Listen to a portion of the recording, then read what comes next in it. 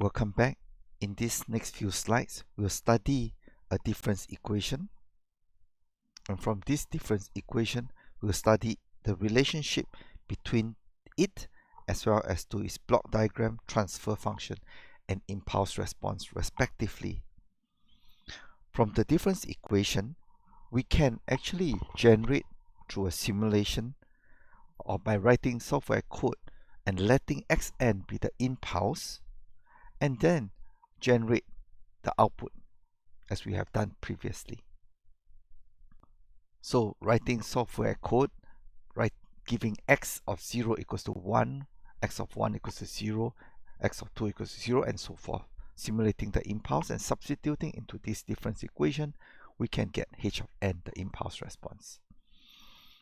However, we have seen that another way to get the impulse response is through ZTransform. Simply by performing the Z-transform on y of n and x of n such that we get the ratio of yz over x of z, which is the transfer function. This h of z is the transfer function in the z domain. We know that h of z actually is h of n in the z domain. So if we have h of z to get h of n, we just perform inverse Z-transform. If we have h of n to get h of z, we just perform Z-transform. So h of z can be gotten from h of n or from the difference equation. So you need to move around these three blocks very familiarly. Now, once you have h of z, the other thing we often ask is whether the system is stable or not.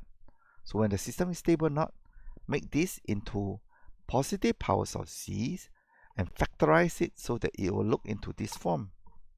When it look into this form, we can then see where the poles and zeros are. The zeros are those values of z that makes the numerator equals to 0. The poles are values of z that makes the factors 0, such that numerator over 0 is infinity. And in other words, the poles are the roots of the denominator. The zeros are the roots of the numerator. Well, once we have that, we can plot the pole and zero diagram. In this example, because the causal system will find the furthest pole from the origin. In this example, there's only one pole. We draw a little circle around it to say that anything outside this, which is this red lines here, are the region of convergence. And in this particular case, we are interested to see whether the region of convergence include the unit circle or not. And yes, it does, and therefore the system is Peeble stable. Now, in the next stack of slides, where we go into discrete time Fourier transform, you'll realize that once we are given h of z, we can substitute z equals to j omega and change h of z into h of ej omega, implying that we are evaluating the transfer function on e of j omega. What is e of j omega? It is 1 e j omega. Omega equals to from 0 to 2 pi. 1 is the radius 1, which is the unit circle. So simply when we are doing that, h of z, where z equals to 1 e j omega, we are evaluating the transfer function on the unit circle. This is a very special place, the unit circle, because h of z on the unit circle is the frequency response for different ej omega. Okay, a complex exponential that is rotating at omega, that is not growing or decaying. It is 1 ej omega. Now, to reach h ej omega, we could have come from h of z by substituting z equals to ej omega. We could have come from h of n because the Fourier transform, so that's in the next slide, in the next part, the Fourier transform of hn is h ej omega, the discrete time Fourier transform.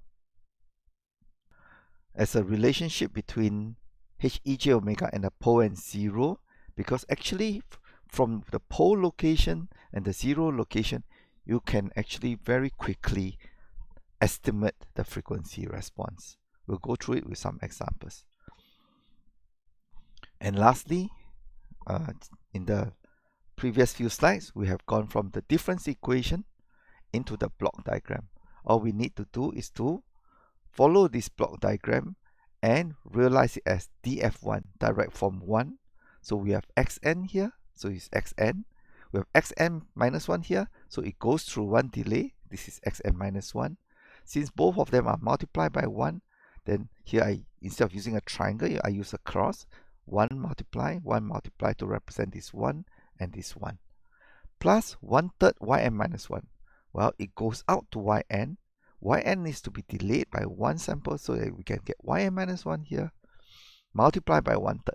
So it's plus 1/3, so it's times 1/3 and go back up again. Okay, so this is the df1 representation of this difference equation. With that, this diagram here shows the relationships between all that we have done except this part, which will be taken care of in discrete time Fourier transform slides. The details of the workings are here, so I leave it to you to read all this. This is a very simple difference equation. It has only one pole and one zero. Alright, just work out through this and you will see how it is done. The only thing that might be difficult is to realize h of n. H of n is realized by the inverse Z transform here.